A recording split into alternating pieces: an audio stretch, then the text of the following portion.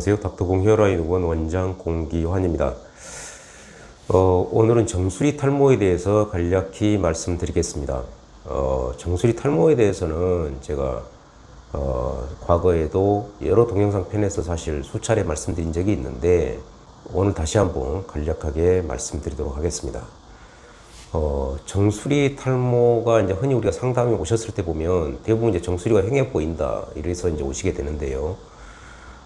정수리가 휑해 보일 때 실제 이제 그 분류를 좀 디테일하게 해서 보면 첫 번째가 실제 이제 탈모가 있는 경우고요. 두 번째는 탈모가 없는 경우가 있습니다.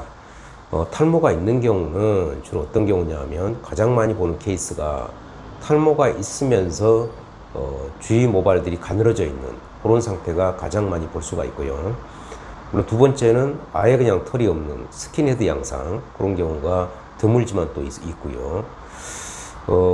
방금 말씀드린 이제 탈모가 없는 경우도 그러면 휑해 보이느냐? 휑해 보입니다. 정수리 같은 경우는 특히 모발이 가늘어 만져도 그 정수리 자체의 모발 방향의 그 특수성 때문에 가늘어 만져도 휑해 보이는 경우가 굉장히 많고요. 두 번째가 흰머리가 많을 때, 이럴 때도 당연히 또 비어 보이는, 특히 이제 염색을 하긴 하셨는데 뿌리 염색이 잘 안 되는 경우, 안 돼 있는 경우, 그런 경우 휑해 보이는 또 그런 요소가 되겠습니다.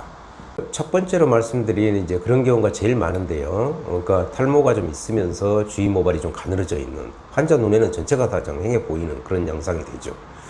모발 시한 것 자체가 다 아시다시피 털이 없는 자리에 이제 심는 게 기본적으로 모발 이식이고요. 물론 이제 개 중에는 솜털 같이 굉장히 얇아져 있어서 뭐 거의 있으나마나한 털에는 중첩해서 심을 수 있습니다만은 기본적으로 모발 이식은 털이 없는 뭐 선천적이든 후천적이든 뭐 탈모로 인해서 됐든 간에 털이 없는 부위에 심는 게 기본적으로 이제 모발 이식이니까, 탈모가 있으면서 주위가 가늘어져 있는 경우는 당연히 이제 탈모 있는 부위에 심게 되는데요.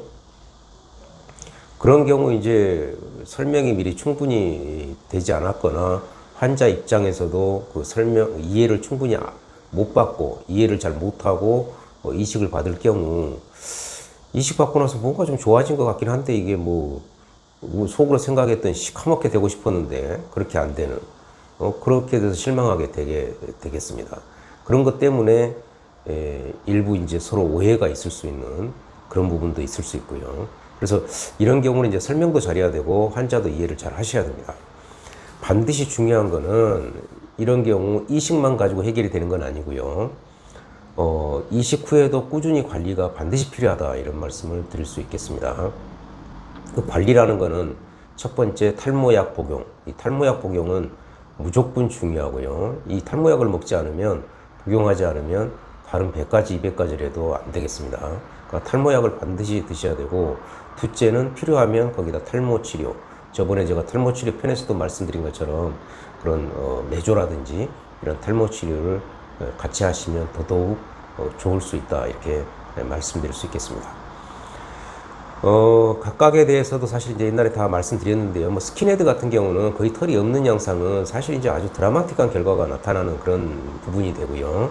그건 아무것도 없기 때문에 뒤에 후두부에서 안전 공유 모발, 채취한 모발을 정수리 모발의 그 방향성을 잘 파악하고 거기에 맞게 우리가 잘 이식을 해준다면 그거야말로 아주 소위 상전벽해라고 드라마틱한 결과를 초래할 수가 있고요. 아까도 말씀드렸듯이 이제 가늘어져 있는 경우, 거기 정수리 모발은 헤어를 치듯이 돌고 있기 때문에 소위 이제 홀링 어피어런스라고 그러죠. 그래서 그렇게 헤어리 치듯이 돌고 있기 때문에 사실 가늘어 만져도 두피가 잘 보입니다. 그래서 그런 경우 이제 탈모가 있는 줄 알고 휑해 보인다고 오셨는데, 그런 경우는 모발 이식을 하는 게 아니고 탈모약을 드시고 탈모 치료를 하시면 아주 적절하다, 이렇게 이제 보면 되고요. 흰머리가 많은 경우는 당연히 이제 뿌리 염색을 잘 하시면 많은 도움이 되리라고 생각이 됩니다. 오늘은 정수리 탈모 및 그 해결책, 그런 부분에 대해서 이미 기존에 다 사실 말씀드렸습니다만은 다시 한 번 더 간략히 정리할 겸해서 말씀드렸습니다. 정수리 탈모 분류에 대해서 간략히 말씀드리겠습니다.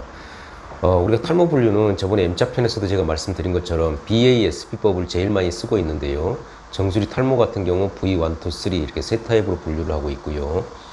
V1에서 V3로 갈수록 탈모가 심해지는, 그러니까 밀도가 더 낮아져서 더 휑해 보이는 정도가 심한 그런 양상이 되겠습니다.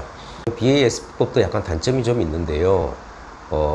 V1에서 이제 V2, V3로 갈수록 탈모의 정도가 심해지는 건 사실이고, 단지 이제 이게 바운더리가 그럼 어느 정도 범위냐, 이 부분에 대해서는 정확히 표기가 없어서 어느 정도 범위에 걸쳐서 정수리라도 조그마한 범위일 수도 있고 넓은 범위일 수도 있는데 그거에 대한 정확한 수치적인 게 없다. 이제 이런 게 좀 약간 아쉬운 면은 있긴 한데, 사실 모든 이제 분류를 하는 게 너무 디테일하게 돼 있으면 그런 면에서는 또 완벽할 수 있지만, 그걸 실질적으로 다 외우고 이해하고 실전에 써먹으려면 그게 또 만만치 않습니다. 그래서 저는 이제 실전에서 그래도 가장 많이 우리가 쓰고, 그래도 약간 2%는 부족하지만 그래도 만족스러운 게 BASP법이라서 실전에서 이제 가장 많이 쓰고 있는 탈모 분류법이다, 이렇게 말씀드릴 수 있겠습니다. 감사합니다.